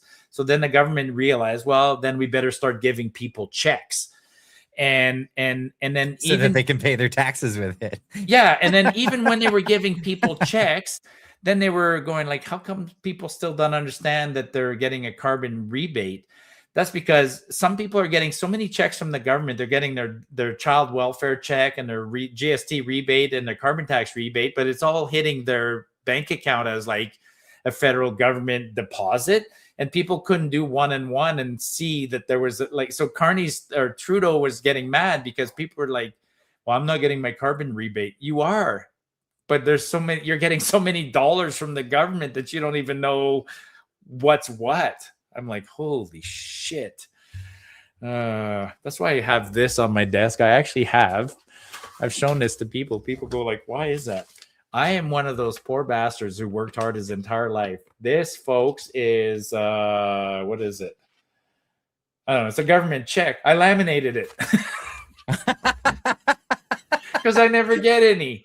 I mean, I get my what's it my for? Tax, like 5 cents or whatever? Yeah, I get my tax return, right? Oh, I told that story right when we're getting totally sidetracked. I got a 1 cent check one time. I did get a 1 cent check. A 1 cent check. A 1 cent check. And people go, that's not possible. The government doesn't do anything less than $1. I'm like, they don't do anything less than $1 on your tax return, but you will get a 1 cent check. I got a 1 fucking cent check. What was it for? I think it was my carbon tax. Actually, they don't do checks anymore. They don't do checks anymore. It was for something really, really stupid. And then somebody who works at the government pointed out to me, like it might have been a child tax benefit or something like that, right? And somebody said, even though it's minuscule, now they can claim, you know how they claim that we've raised 4 million children out of poverty because we give out the checks? Well, I got a check for 1 penny. So because I got a check for 1 penny, I can be counted. And somebody brought that up, and I'm like, that makes absolute sense. Nothing else makes sense. Why would I get a check for 1 cent? Because I'll bank it. I'll find it because I made a tweet about that. I'll find that post at some point. That's absolutely insane. 1 cent. Yeah. Was this Spam Bop Fodder says my first tax return was when I was 19. It was for 24 cents. Yeah. Today it's $1. It might be more. Maybe it's $2 or $3. But there used to be a time where I remember they said something like if you owed or they owed, it was less than $1. They didn't issue a check or a refund. I think tax returns now are rounded up to they're not pennies, right? Like if the government owes you $2,314.73 because you did it on the tax software, they don't pay you in pennies now. I think it's they don't have pennies to pay you with. Yeah, true enough. What did we abolish? We abolished a penny. Is the nickel gone now, or do we still have a nickel? I haven't seen one in forever, but as far as I know, that should we still have the nickel. Yeah, it's only the penny that's gone. Okay. Well, this is an important lesson, right? So back in the day, there was constitutional money, right? The dollar in the United States was adopted from the Spanish dollar, which was the peso originally. And they just basically copied the weights of it, right? The weights and measures. So silver dollar is worth this much, or a silver dollar, it was $1. And gold was worth X amount of dollars per ounce. And this is amazing. because it was so deflationary, especially during the Industrial Revolution and all this time in the United States. In fact, the most deflationary period in the United States history was before any central banks were established, before any of this stuff. So weights and measures, they had to keep making the coins smaller, right?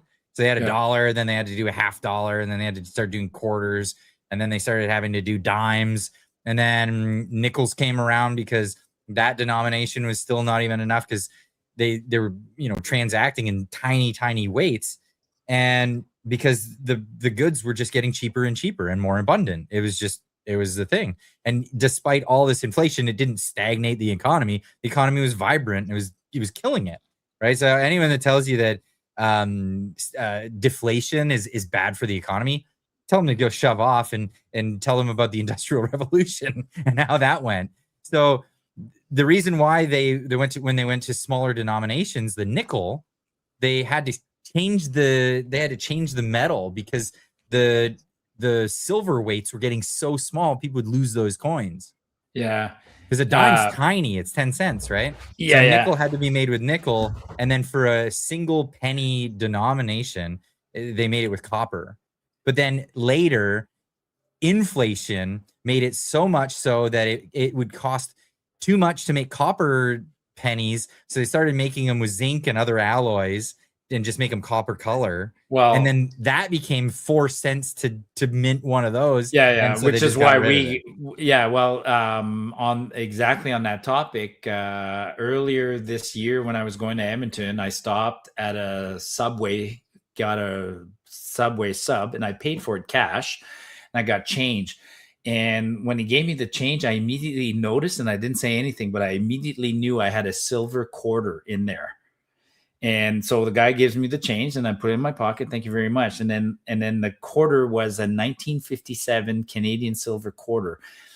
Just the silver alone, there's 13 quarters in an ounce of silver. So just one quarter at that time was $6 Canadian. Just the silver content. It's 80% silver in a silver dollar, but the 80% content of that silver quarter is $6. So that guy gave me, instead of giving me 35 cents and change, he didn't know what he had. He gave me $35, or he gave me $6 and whatever. Yeah. What is the price now? I know it's gone way down. It was hitting $100 right at that time. That would have been about in February. It was hitting $100. Let's look at, what do we got? Gold and silver bullion, Canada gold. Wrong website. Real-time pricing for silver. It is currently, it's loading. Come on. Loading. Yeah, that quarter was immediately noticeable. It had a nice patina on it, and then instead of the caribou, it had a cougar. Oh, what? Yeah. Oh, cool. Okay, this website sucks. Come on. What's the current price of silver in Canadian dollars? Just tell me. $73.28. So 73 divided by 13. So there's 13 quarters in an ounce. It's still about $4 a quarter at this point. That's still, $4 for a quarter that you got for free. And people are remelting those and taking them to jewelers. Like all our currency used to be 80% silver up until 66, I believe. Except for the nickel and but the quarters and the quarters, the 50 cent and the dollar were all silver. Yeah. This is the what is it? They call it American Buffalo coin. I've got these ones, and yeah, it's a 1 ounce coin. It still says $1 on it. No, I'm not gonna trade that for $1. It's worth quite a bit. Sorry, that $73 is in US dollars. Oh, so yeah, $73. So it's still $100. So $6. Yeah, it's still $6 an ounce, somewhere around 101.80. So $100. They're worth $100 a piece. Just in the weight, the weight of the coin. Usually coins have a little bit of face value to them as well. So incidentally, I think that's where the name face value comes from. Okay. Because coins have faces to them. Anyway, back to the chats. We got Steve Rowe for 5 says, if we become the 51st state, we move to another state? Well, if 100%. that were the case, now I get Trump's concept here, right? And this makes a lot of sense when you think about it this way. Every state of the union pays federal income tax. Every citizen pays federal income tax. Doesn't matter if your state has no income tax to it. Texas, where I'm moving, has no income tax.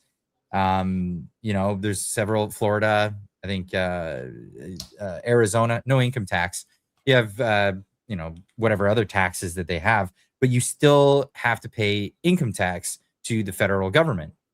And this is to pay for all the things that a country does, right? National security, all these other things. Well, Canada enjoys all of those things that all of the other states enjoy, but have to pay for, and owe no dues to the federal government of the United States of America. And this is the point I think Trump is making, that if you're going to have all these benefits, you might as well be a state, in the fact that you should be paying for it.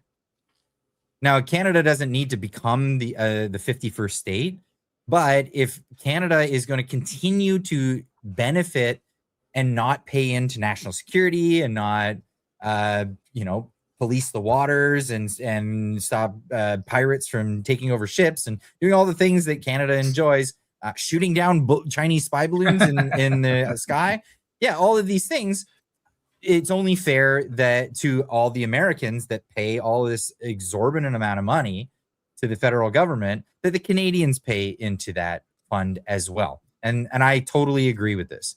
Absolutely. If Canada wants to step up on their own and cover it so that the Americans don't have to, then that's fair too. Okay, do it that way. But if it doesn't look like you're about to do that, it's kind of like the analogy that you gave earlier, to analogize what you were saying earlier, is that you pay the guys $25 an hour instead of $20 an hour, or you pay them 25 instead of 30 or whatever, but you give them all the benefits and they're happier with that. Yep. It's like, well, Canada, maybe you need to have that conversation with the United States, because you're largely benefiting from something that you're not paying into, and the checks come in and people are tired of footing the bill for it. That's my. It's also why universal basic income won't work in this country or in most countries, because UBI is, you're supposed to you give people a basic income and you get rid of pension plans, welfare, employment insurance, child tax benefits, whatever, right? We give you all a $20,000 and then no benefits whatsoever after that. And everybody will take the 20, blow it, and then they'll lose their job and they'll go, well, I just lost my job. Where's my EI? So UBI will never work for for the same reason. Well, UBI just becomes the baseline. Everybody's, the first $20,000 we all get is free. Doesn't count for anything. Might as well buy a TV with it, because the first thing you buy with that first $20,000 is worth $20,000, because we all have. It's a fun experiment to do. Actually, you do it with you can do it with people around get a little stack of, give everybody $10 in Monopoly money, and then give everybody a trinket. You get a golf ball, you get a knife, I get a whistle, and then we all trade among ourselves. With the first person who trades gets something of value. The second person gets nothing. And then the third guy, and then immediately one guy has all the money and everybody else has nothing. And it does. And then all trading ends. That's how, well, it just reminds me of this. I don't know if I'm going to find the clip here. I probably can't find it. Anyway, CBC ran this program talking about UBI because they did a test project in Ontario with some people, right? And they signed up for it and they all got free paychecks. Now, the people that they talked to, that they gave it to, they talked to them about what they did. What was the first thing they did? They stopped any initiative they had to better themselves based on what the market wanted them to do. Right. Instead, they went off and went into frivolous projects. They had one lady who went into photography because That was her life dream, to be a photographer. And guess what? She generated zero revenue with it. She had no value on the open market. Nobody wanted her products, but she got a paycheck to do it, so she didn't care. For her, it had value, but it only has a sentimental value. You're not actually producing anything of any substantial value for society as a whole, and that's the problem. Is that the first thing that goes to the wayside is economic value of anything that you're doing. Yeah, if they're giving you a check. Yeah, instead of cutting hair for her neighbor, she's growing orchids that nobody wants. Great. Yep. And that's it. And then a week later, nobody's cutting hair. Everybody's got a long hair, and then somebody will finally say, actually, in every actually Kirk talked about that. You showed a tweet about Kirk, right? Kirk talked about how when he worked in Russia, how capitalism still survives in the background. Like no matter what, the state says you can't do that, but inevitably somebody grows tomatoes in their backyard. And then somebody goes, "Oh, you got tomatoes? Yeah, but I'll give you something for it. I'll give you something for it. How about I make you I'll give you a haircut. Perfect. Done." Yeah, capitalism is even in the most communist places on earth, it still thrives. Absolutely. Have you ever heard the story of the little Chinese community? So there's a Chinese community in Maoist China that they were starving. They were hurting. They were all farmers, and they lived in this community. And they were told by the central authority when to plant and what to plant, and all these things, right? And none of them had any initiative. The horn would go, and then they'd only go when the horn would go, and then they go till their farms and they do this shit. And it was terrible. So what they did was a bunch of them got together and they said, "Listen, why don't we divvy up the land?" And they knew this was against the rules, but they said, "Let's divvy up the land. This is my family section. That's your family section. That's your family section. That's your family section. You take care of your area, and we'll make sure that everybody contributes to the quota that we have to give to the government. But anything left over, we're all hush hush, and you guys get to keep it, right?"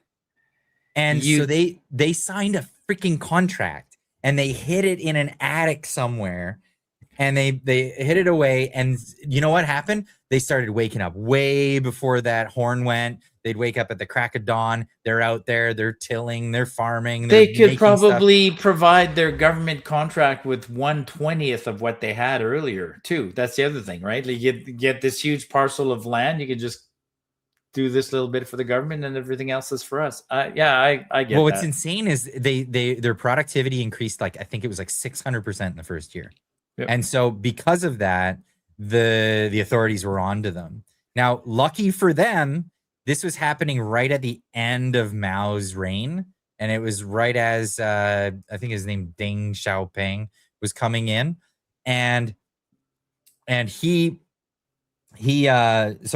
got busted, and when they were interrogated, they found out everything, but instead of sending them off to be shot, they actually ended up using what they did as a model under the next administration's thing to try to fix the problem with all of this not working. So it's amazing that free markets and enterprise came out of even the most communist hellhole, right? It's just natural. It's nature for people to say, "Okay, that's mine. I've homesteaded it. It's mine, and what I produce is mine." There's capitalism in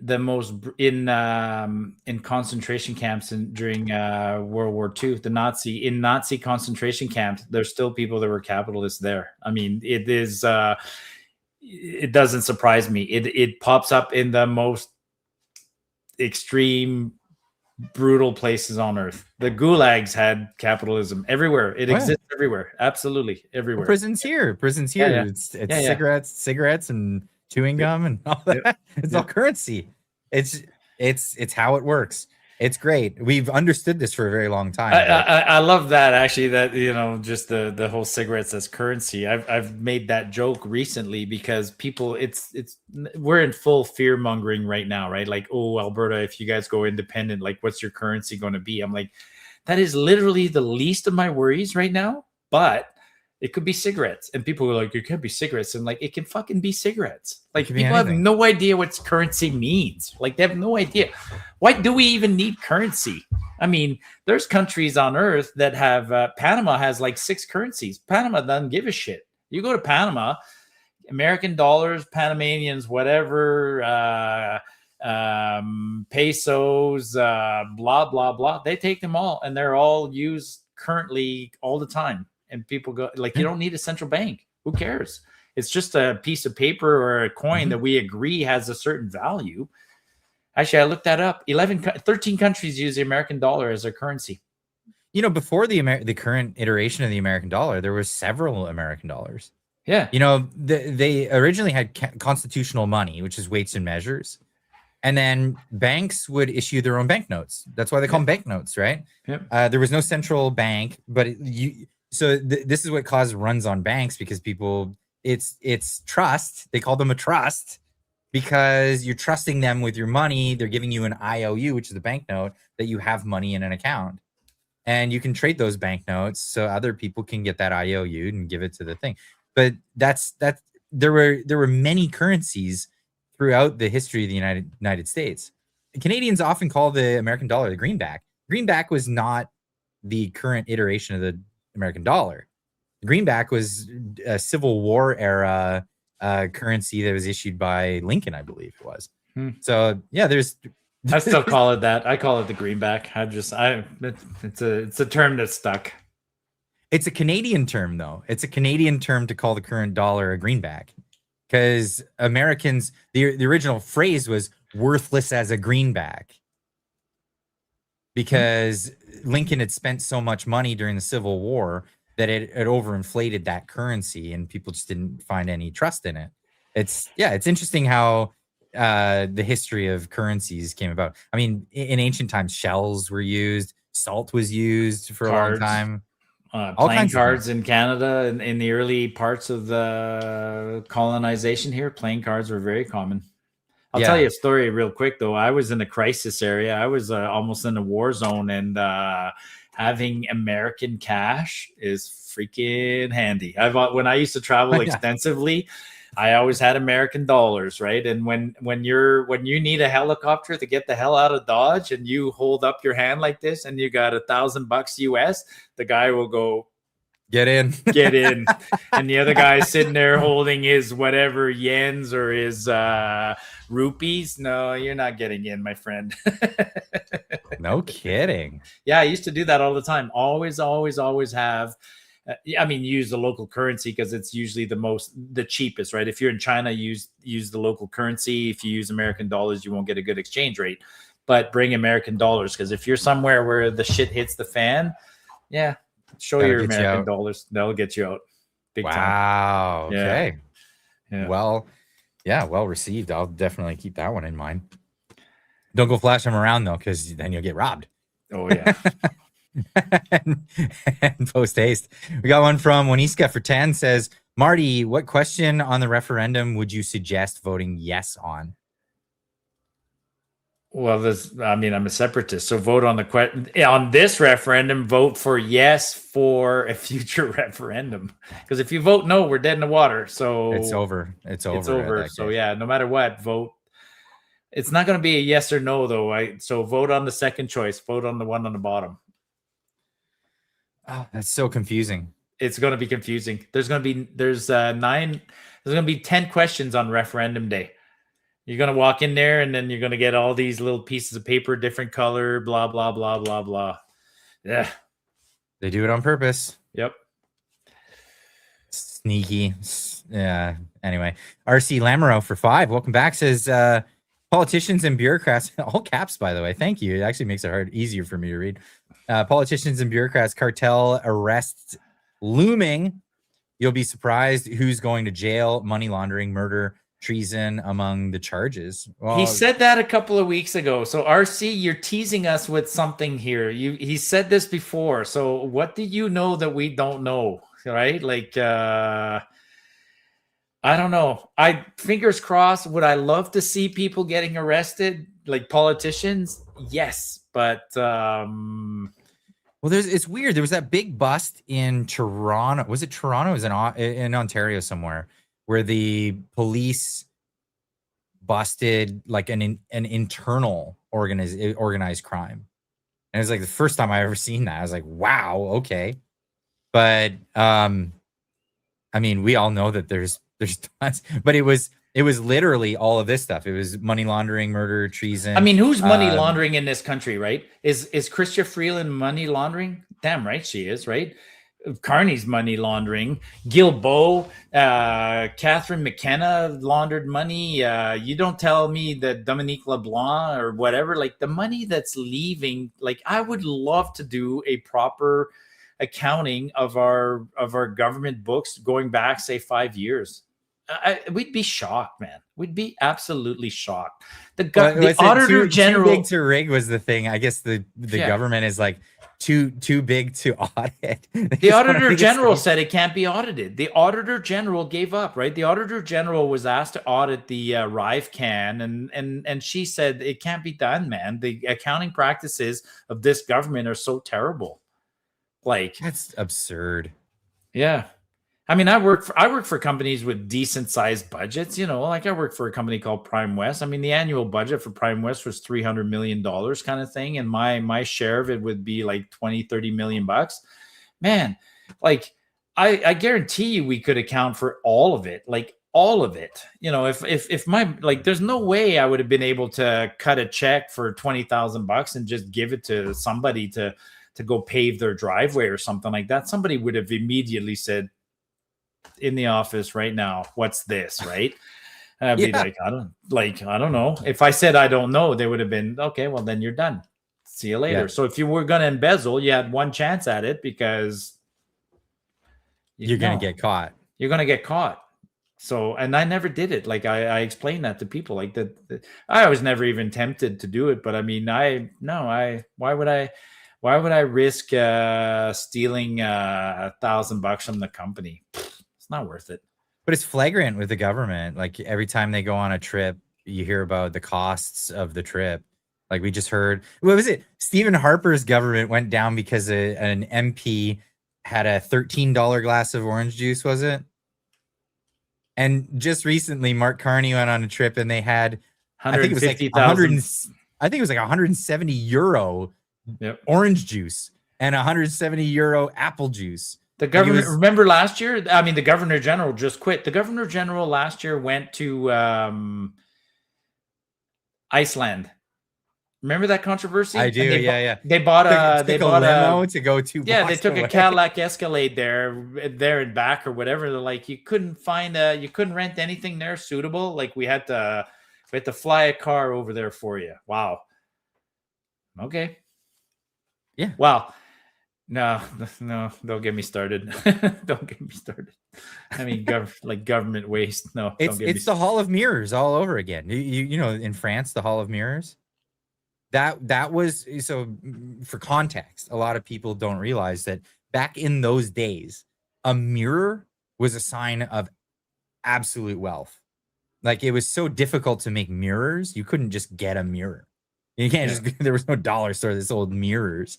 It meant you had lots and lots of money.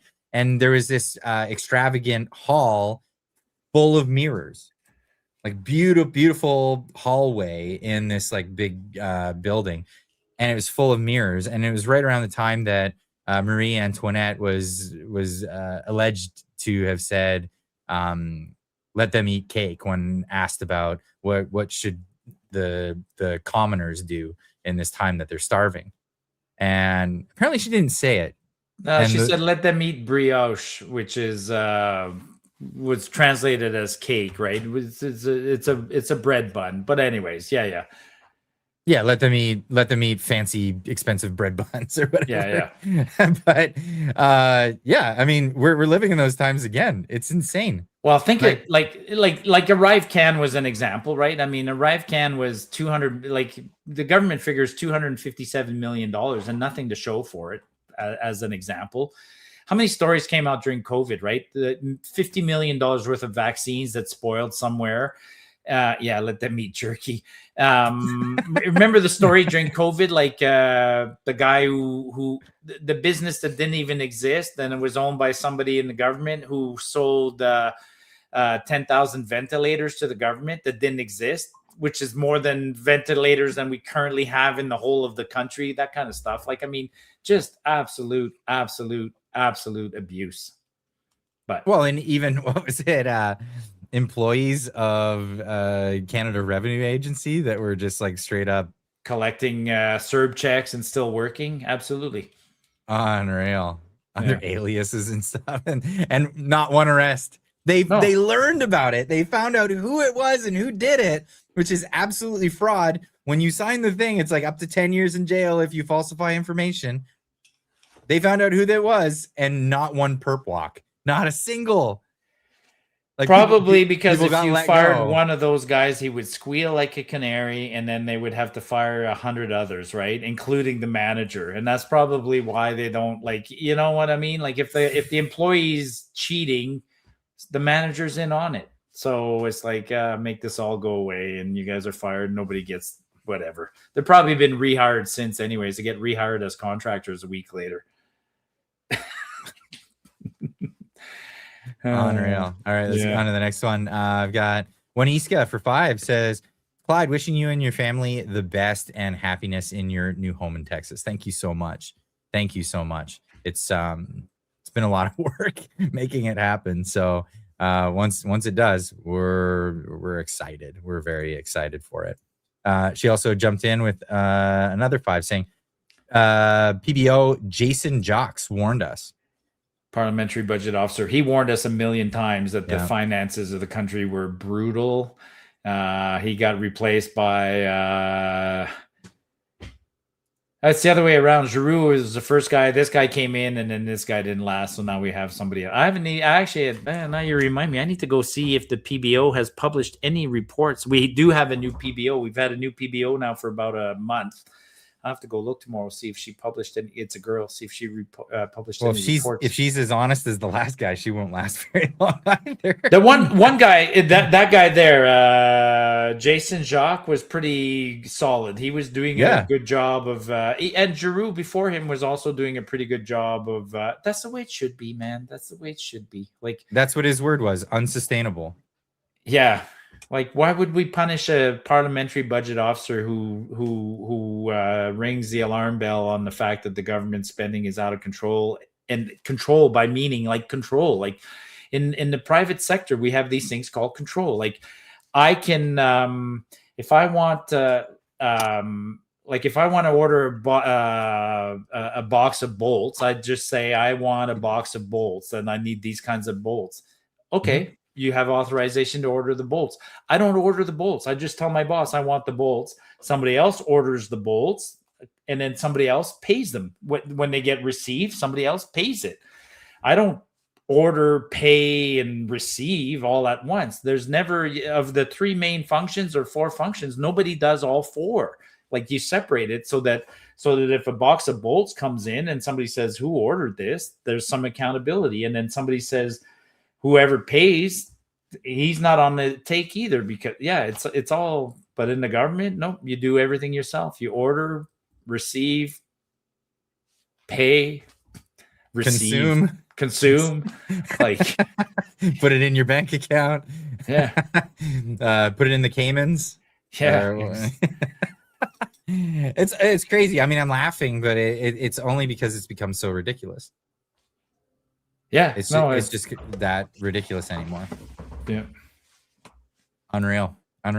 Anyway, well, we've gone through the comments, and we're just at the 2-hour mark for tonight. Yeah, just a quiet night, but I think people were maybe caught off guard. We'll need to re-advertise that we're back. Everything's normal, right? You missed last week, but not next week. Hey, before we go, play the video. Show the people. Maybe did you see the video of the guy? My glass here. Did you see the video of the guy of the crazy Albertan going over Lumbeck Falls last week? No, what? Okay, so How do I find it? Just Google Lund, L-U-N-D, Lundbeck Falls.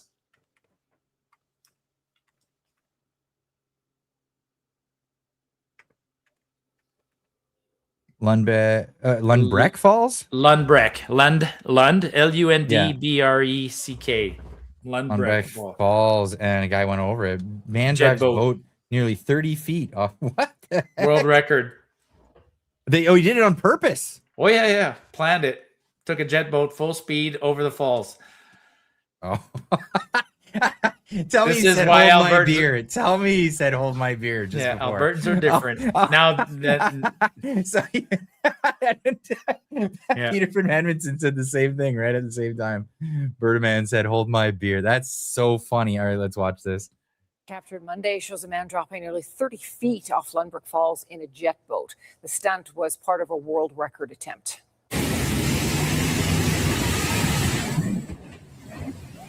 Whoa, no problem. He did it.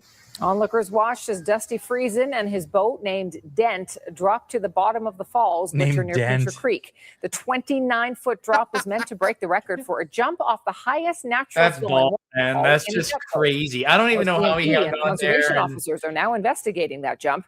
Friesen says he doesn't believe he broke any laws.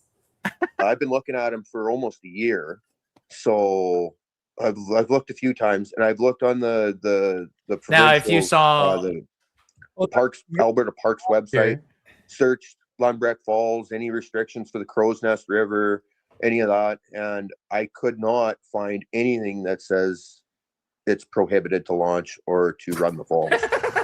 According to social media, Friesen plans to continue with similar jumps. His goal is to be able to monetize attempts like this to benefit conservation efforts. It's nowhere could I find that it said it's prohibited to launch over it. what's the rule? Better to beg for forgiveness than to ask for permission. Then to I guess. ask for permission, yeah, because they'll just tell you no.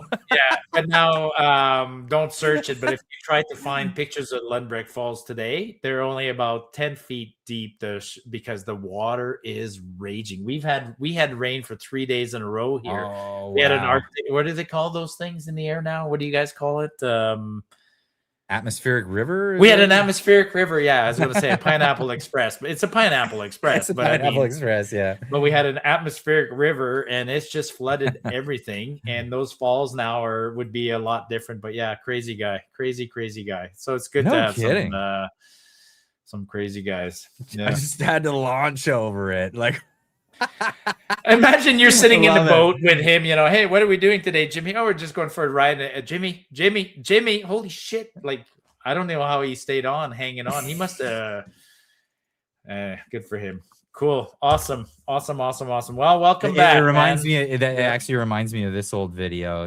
You get a laugh out of this one. just to end the show off. This is Buddy in the boat with Jimmy. It's a bridge. Just goes around the corner. Walking on the fighting side of me.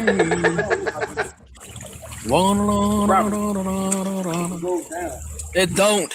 It don't go down. Robert, it goes down. No, it don't. It do go down. Oh! Just played a trick on his buddy. It stops right there. But, it's an internet classic. Bro, that's hilarious. Anyway, Awesome. All right. ladies and gents, thanks for tuning in. It's been a slice. We'll do this again next week. I'll still be in Canada next week, so Marty and I will be doing this 6:30 Pacific time. That's whatever it is in your local time. Especially Alberta, you guys are sticking to the new. We're never changing ever again. We're done. But British Columbia is going to change one more time. So I think BC and Alberta are giving the same damn time zone somehow forever. Yeah, that would in the winters. Yeah, that's what it would imply. No. BC is not changing again after the next change. Oh, okay. Well, then we're back to, we'll always be an hour apart. We can never be the same time. Actually, there were times where in northern BC, when I worked in Grand Prairie and I'd go to Fort St. John, we'd be at the same time zone once in a while, like in winters, I think. Yeah, we would be. Well, we'll figure it out when it happens. Yeah, It's yeah. all confusing. Anyway, Good night, All right, everybody. good Thanks night, for tuning folks. in.